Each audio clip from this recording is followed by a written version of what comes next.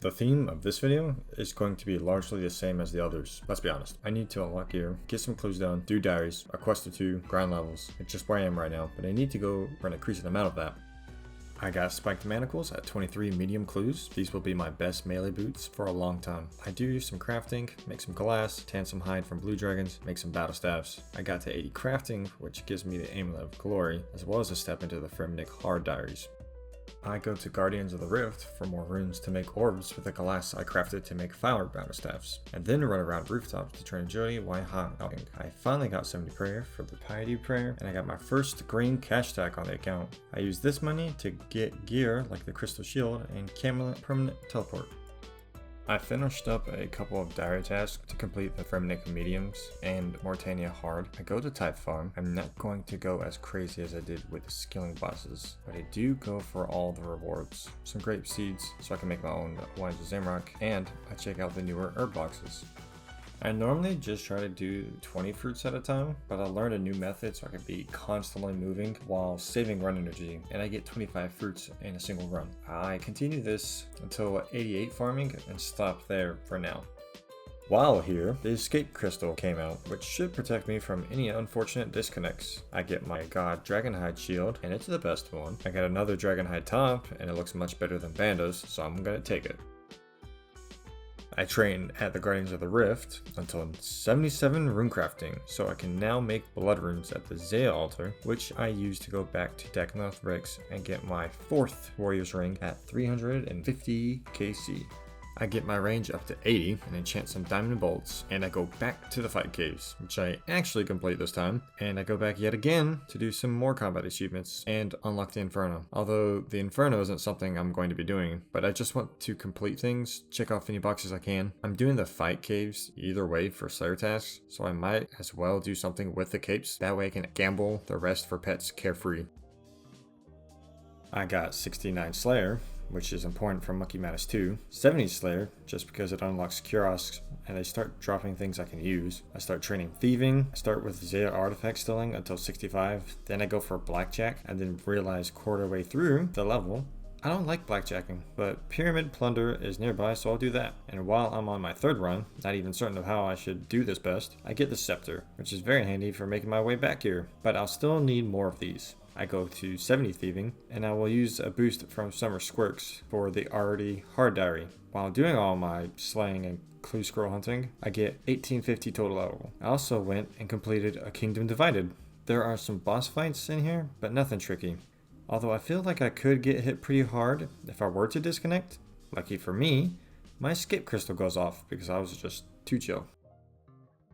And because I was in a questing mood, I went from one boss that shouts at me to one that would yell at me some more. I did the vampire storyline. Since the Father is a trickier ordeal, the final boss, Vanstrom Klaus, has a couple of mechanics. He has a basic attack, which also heals him like blood spells, and then every 10 attacks, he will do one of these 3 special attacks. He will signal which special attack by shouting a particular phrase. On this one, it will summon a tiny little blood veil, but if it gets too close to, it will explode and deal around 50 damage and reduce stats. To handle this, I bring knives as they are a fast weapon. He will always hit and deal max damage. For this attack, he is lying. Do not listen to him. He will cause the screen to become very dark and shadowy. If you're facing towards him, it will deal around 40 damage. The biggest thing here is making sure I am fast enough to turn around and not attack during his attack. Lastly, this attack, it will summon a ball of blood. It actually increases his magic attacks. Graphically, it is a 1x1. But if you step next to it, it also hurts you. So it is effectively a 3x3. If you run too close to it,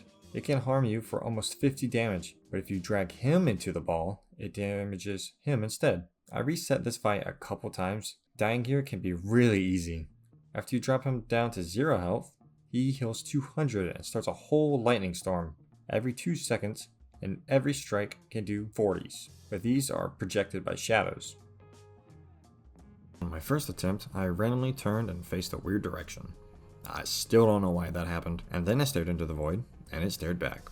On my second attempt, I got a little too scared in the lightning storm, and also I had no food. After that, I messed up simple things and reset early because I cannot play catch up on a losing fight. I was definitely getting a little tilted, and I even got him down to 4 health. But the lightning was really harassing me, and I went down to 10 health. And looking back, I think I made multiple close calls.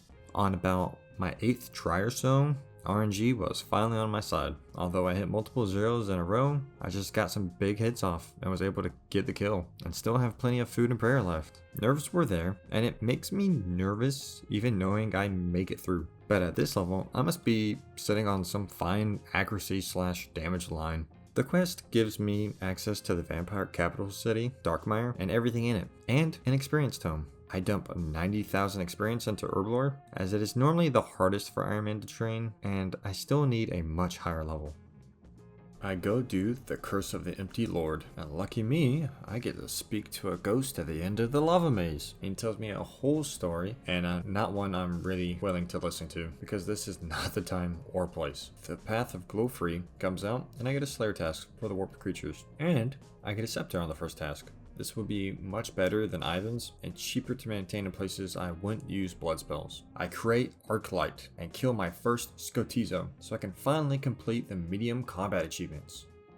I got a star called out, and that allowed me to hit 85 mining. My inner 11-year-old free-to-play self would be pretty excited for this, which is why I added it. But they announced they would be changing shop prices soon, so I spent all my Stardust immediately. They end up just changing how quickly you can get the Stardust and the stars instead, but this is actually nice for some crafting experience, and soft clay to make teleport tabs. I then go to Blast Furnace, prep for 75 smithing, so I can run around and complete the Kandarin Hard Diary. Afterwards, I do a couple barrels chest. At 82, this is where I'm starting. And by a 102 chest, I add the Aram Staff. And right after that, the Guthun War Spear. I go on a wild goose chase with some clues for some unknown reason. This takes me to doing laps and sears so I can get 75 agility, which will let me boost with my Summer Pies to do the Relica Rooftop, which is a dire task, as well as a Master Clue Step. Get my combats up some more to let me be at 100 combat. Don't actually need this level to do stuff, but I thought I did, and I was going for it anyways. But I do an elite step at pest control at the boat that requires 100 combat. I have to burn some fire shade remains, and I get some unique item from the Shades of Morton minigame, and I finish it off at Fallow by showing him some Numalite, and this is my reward. I train a little more thieving so I can complete the Frimnick Hard Diary. I kill the giant mole so I can finish the Hard Falador Diary, and I go get a task from Duradel so I can complete the Hard Karamja Diary. Although things do seem a little jumbled right now, it has mainly been because of my sorting as well as me jumping around. So I'm going to end it here with 85 woodcutting from some forestry and its questionable rewards. Next episode, I think I want to test out a slightly longer video. We will see what I can do with the footage I have. I feel like I'm making highlights and jumping around and flashing one screen and flashing a new one seconds later. So I want to try and alleviate that. And also just to see if it can be a better watch experience. So when that comes out, please tell me how you feel about it so I can make the experience as least mind-numbing as possible and switch or make it a one-time ordeal and not have me changing things up for the worse.